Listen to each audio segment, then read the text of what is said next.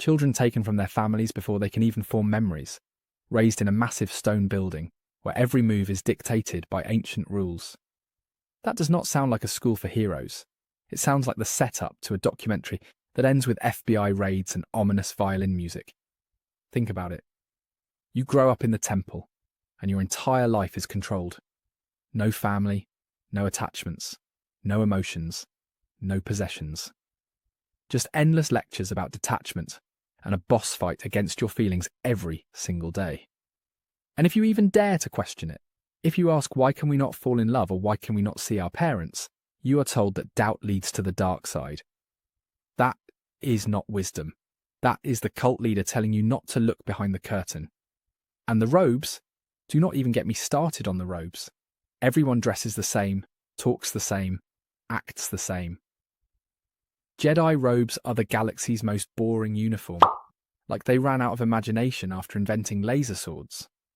If you dropped into the temple without context, you would assume you stumbled into some wellness retreat, where the main activity is being lectured by an old guy who thinks he knows everything.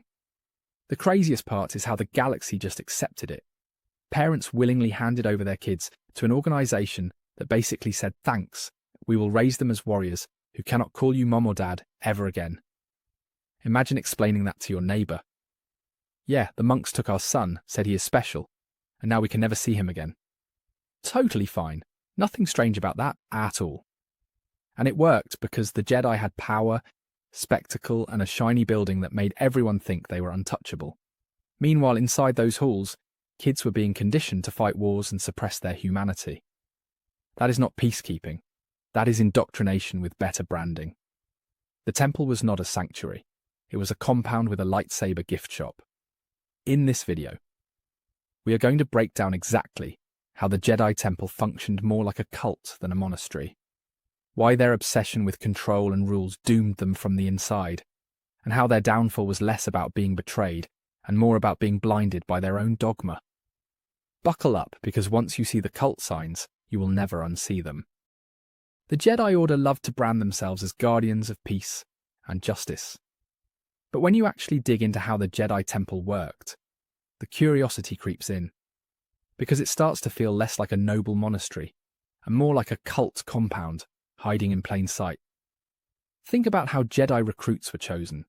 Children taken from their families at birth or as toddlers, whisked away to Coruscant and told they would never see their parents again. That sounds less like a noble calling and more like a galaxy-wide adoption scam run by monks with laser swords. Then there are the rules drilled into them from day one.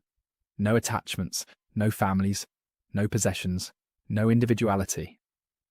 Everything stripped away so they can be reshaped into obedient servants of the Order. If you swap out the lightsabers for matching uniforms, it is the same formula every cult in history has used. Even their rituals raise eyebrows. The robes, the meditation chambers, the strange hierarchy where Padawans practically worship their masters while being told not to question them. The temple demanded absolute loyalty, dressed up as discipline and wisdom. It makes you wonder how many Jedi ever secretly doubted it, and how many just played along out of fear. That is what makes the temple fascinating. The more you look at its structure and rules, the more it resembles control rather than freedom. And once you start asking those questions, you cannot stop seeing the cult like fingerprints all over it. And that is where the frustration sets in. Because the Jedi's cult-like behaviour was not just quirky, it actively sabotaged them. Time and again their rigid dogma made them blind, arrogant, and completely incapable of adapting. Take Anakin, for example. The Order told him to suppress his emotions, cut off attachments, and ignore the love he clearly felt for Padme. Instead of helping him navigate those feelings in a healthy way, they punished him for even having them. Then they acted shocked when he snapped and fell to the dark side. It is maddening how obvious the cracks were, and yet the Council refused to admit fault. The way they treated Ahsoka Tano is just as frustrating. Accused of crimes she did not commit, abandoned by the Council, and then offered a half-hearted apology when proven innocent. Instead of reflecting on how their system failed her, they doubled down on rules and hierarchy. That is not wisdom. That is cowardice disguised as principle. Even their role in the Clone Wars screams frustration. They went from peacekeepers to military generals overnight, leading armies bred for obedience without ever questioning the morality of it. They convinced themselves they were doing good, while becoming soldiers for corrupt politicians. That level of self-delusion is astonishing. They raised children who could have been artists, leaders, explorers, or healers, and forced them into one narrow mould. And that process robbed countless lives of joy and individuality. Imagine being taken from your family at birth and told that love itself is forbidden, that your name means nothing outside the order, that your identity is tied only to how well you follow rules written centuries before you were born. That is not freedom. That is a slow, emotional death, dressed up as honour. The sorrow deepens when you see how many Jedi genuinely believed in the system, even as it failed them. Obi-Wan sacrificed everything for the Order, only to watch his brother in arms fall to darkness, and his council crumble into dust. Yoda lived for centuries preaching balance, only to realise too late that his own dogma blinded him to Palpatine's rise. Their loyalty destroyed them, and the galaxy paid the price. Even the younglings, innocent and full of potential, are part of this sorrow. They were indoctrinated before they even understood choice, and when Order 66 came, they were slaughtered in the very halls that raised them. The temple became not just a monument to control, but a graveyard for its own children. The Jedi Temple should have been a sanctuary. Instead, it was a machine that stripped away humanity, broke spirits, and left a legacy of loss. That is why its downfall feels so crushing. And yet, for all its flaws, there is awe in the sheer scale of the Jedi Temple. The towering spires rising above Coruscant, the massive archives holding millennia of knowledge, the council chambers echoing with the voices of galactic leaders. It was a spectacle of power and influence unlike anything else in the Republic. The awe also comes from the Jedi themselves. Hundreds of warriors trained since childhood to wield the Force, each moving with precision, discipline, and conviction. When they entered a room, people stood back in silence. Their presence carried a weight that felt larger than life, almost mythic. Even their rituals, for all their cult-like qualities, carried a strange beauty.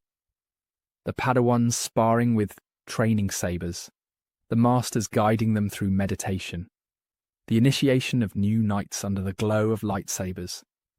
These traditions created a sense of grandeur that captivated the galaxy, and in moments of crisis, that awe became real.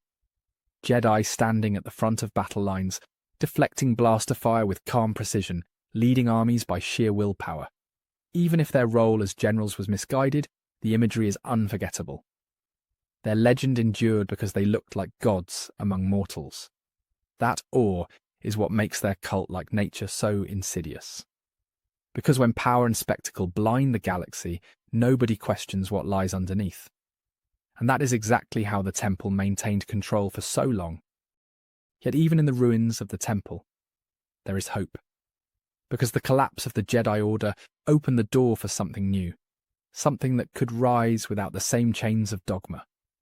The failures of the past can still guide the future. Luke Skywalker embodies that hope. He never trained in the temple, never followed its rigid rules, and yet he rose to become the Jedi who defeated the Sith.